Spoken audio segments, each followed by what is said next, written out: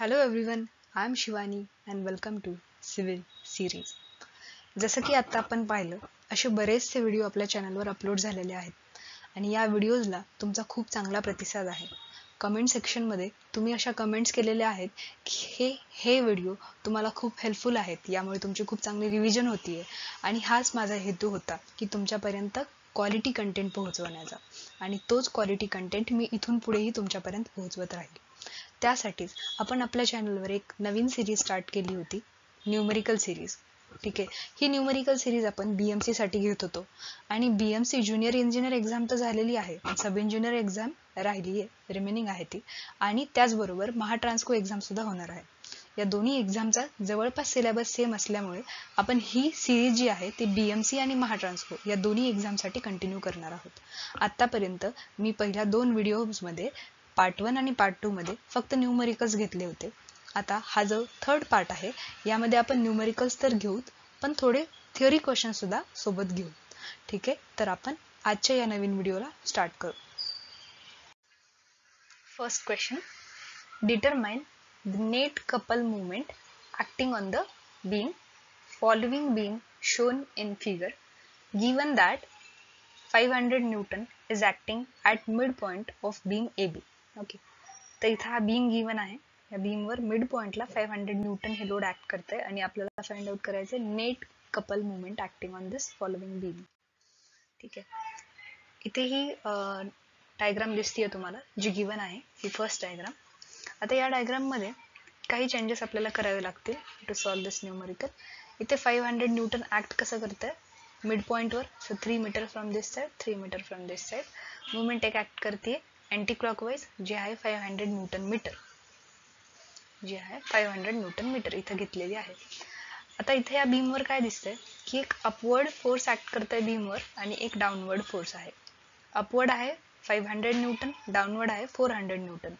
जर आपण याला कॅल्क्युलेट करून घेतलं, 500 मायनस 400 केलं तर 100 न्यूटन येईल आणि जो येईल अपवर्ड डिरेक्शनला. त्यानंतर दोन इथे फोर्सेस दिसत आहेत आपल्याला, जे की इक्वल आहेत इन मॅग्निट्यूड बट अपोजिटिंग डिरेक्शन, आणि त्याच्यामधलं डिस्टन्स दिलेला आहे 0.3 मीटर. याच्यावरून कपलवरून आपण फाइंड आउट करू शकतो की इथे कोणती मुवमेंट ऍक्ट होतीये. So 200 into 0.3 is equals to 60 newton metre. मग इथे आपण ती मुवमेंट ऍक्ट करतोय. आता फाइंड आउट काय करायचं आपल्याला की कपल मुवमेंट किती ऍक्ट होतीये या गिवन पर्टिक्युलर बीमवर. सो त्यासाठी दिलेली मुवमेंट फर्स्ट काय असेल, ही मायनस MA, कारण ती अँटी क्लॉकवाइज ऍक्ट करते. पुढे काय असेल, हा फोर्स इंटू डिस्टन्स किती आहे 3 मीटर, क्लॉकवाइज ऍक्ट होतोय त्यामुळे 500 इंटू 3. नेक्स्ट ही मुवमेंट गिवन आहे इथे 500 न्यूटन मीटर, जी की अँटी क्लॉकवाइज ऍक्ट करते त्यामुळे मायनस 500. नेक्स्ट पुढे काय आहे तर हा 100 न्यूटन फोर्स आहे जो अँटी क्लॉकवाइज ऍक्ट करतोय आणि डिस्टन्स किती राहिली इथे 6 मीटर. सो मायनस, सो इथे काय येईल मायनस 100 इंटू 6. ठीक आहे, त्यानंतर लास्ट एक मुवमेंट इथे ऍक्ट करते जी की क्लॉकवाइज आहे 60 न्यूटन. सो इथे येईल plus 60 newton is equal to 0.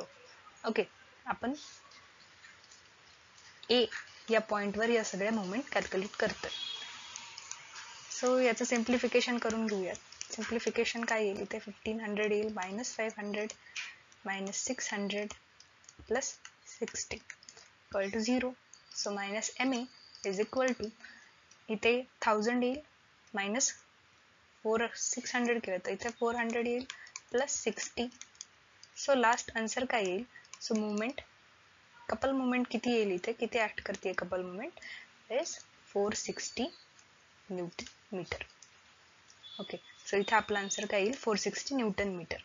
So पाहूयात आपण इथे option number 4 is correct here, which is 460 Newton. Next question. Then next question, D beam are designed for, so D beams are designed for bending moment only. Next question. Next question, observed N value of SPT standard penetration test is 21. The N value after correcting for dilatancy is. Okay, तर eigen value find out करण्यासाठी formula आपण इथे use करतो. तो formula आहे n equals to 15 plus 1/2 multiply by n not minus 15. Okay, हा formula आहे to find out the n value after correcting for dilatancy in case of standard penetration test. आता इथं n नॉटची व्हॅल्यू गिवन काय आहे, तर 21 value दिलेली आहे आपल्याला इथं. Observed n value, okay, n not O for observed. Then n equals to 15 plus 1/2 in bracket 21 minus 15 equal to 15 plus इथे काय येईल 21 minus okay equals to 6. 15 plus 3 is equals to 18. So this 18 is nothing but the n value after correcting for dilatancy. So first option is correct here. Then next question. If MT is torsional movement, TU is bending moment, MU is factored bending moment. Okay, MT torsional movement, TU bending moment, MU is factored bending moment. At the cross section, flexural compression reinforcement is provided in the structural member when. Okay, so this is the condition here which is flexural member reinforcement. Okay, आता इथे विचारलेलं आहे की या flexural compression reinforcement साठी आपण दिलेली torsional movement किंवा दिलेला जो फॅक्टर्ड बेंडिंग मुवमेंट आहे, त्यानंतर सेपरेट फक्त बेंडिंग मुवमेंट आहे, ते कसं प्रोव्हाइड करणार आहेत in case of this flexural compression reinforcement. Okay, तर याच्यासाठी कंडिशन काय आहे की जेव्हा MT is more than MU म्हणजे torsional movement should be more than factored bending movement. In that case आपण फ्लेक्झरल कम्प्रेशन रेन्फोर्समेंट इथे प्रोव्हाइड करतो in a structural member. So second option is correct here. Next question. To provide safety against piping failure with a factor of safety 5. Factor of safety 5 दिलेलं आहे.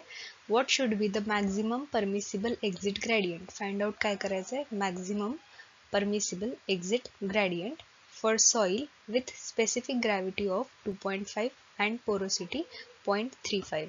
Okay, so इथं काढायचं आहे exit gradient. तुम्हाला एक formula माहित असेल, ICR जो क्रिटिकल ग्रेडियंटचा फॉर्म्युला आहे तो आहे G-1 divided by 1 plus E. Okay, पण आता गिवन आपल्याला काय दिलेलं आहे, पोरोसिटी दिलेलं आहे, म्हणजे E चा फॉर्म्युला जो आहे तो इन टर्म्स ऑफ पोरोसिटी आपल्याला लिहायचा आहे. तुम्हाला हे फॉर्म्युले माहित असतील की porosity is equals to E divided by 1 plus E आणि E इक्वल्स टू काय असतं, तर porosity divided by 1 minus porosity. Okay, आता या टर्म मध्ये आपल्याला हे आन्सर आणायचं आहे, म्हणजे इथे आपल्याला हे आन्सर आणावं लागेल. सो इथे आपण काय करू शकतो, E ची जी टर्म आहे ती इथे आपण पुट करू शकतो. Okay, N. ओके, आपण E ला रिप्लेस केलं इथं त्याच्या येणाऱ्या फॉर्म्युल्याने डिवायडेड बाय 1 प्लस E केलं आपण.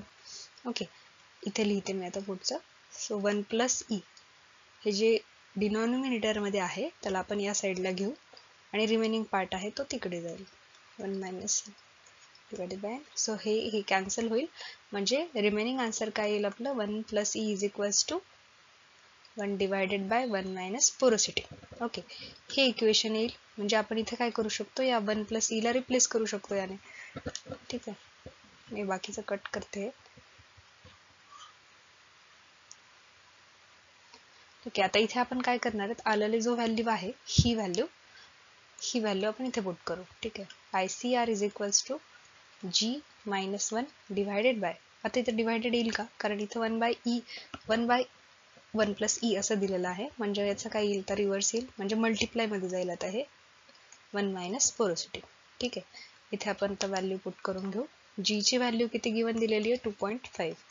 2.5 minus 1 multiply by 1 minus porosity किती आहे, 0.35. ठीक आहे, आन्सर काय येईल इथं, 1.5 मल्टिप्लाय बाय 0.65. ओके, याचं कॅल्क्युलेशन केल्यानंतर आन्सर काय मिळेल आपल्याला, 0.195. ओके, सो इथे काय येईल, सेकंड ऑप्शन इथे करेक्ट असेल. ठीक आहे, then next question. Second answer कशाचा असणार आहे इथे, तर आपण इथे फाइंड आउट केलेला आहे maximum permissible exit gradient, so which is 0.195. Next question. In fireproof paint main constituent is, तर फायरप्रूफ पेंट मध्ये मेन कन्स्टिट्युएंट काय असतो, asbestos fibre. Last option is correct here. हा इम्पॉर्टंट क्वेश्चन आहे, हा बऱ्याचदा विचारला गेलेला आहे एक्झाम्स मध्ये. Next question, a high strength concrete generally requires, तर हाय स्ट्रेंथ कॉन्क्रीट साठी जनरली काय रिक्वायर्ड असतं, तर वॉटर रिड्युसिंग एजंट हा रिक्वायर्ड असतो. वॉटर रिड्युसिंग एजंट म्हणून तो काम करतो. ठीक आहे, so this is the correct answer here. Next question, what is the force in the member BC of the plane frame shown below.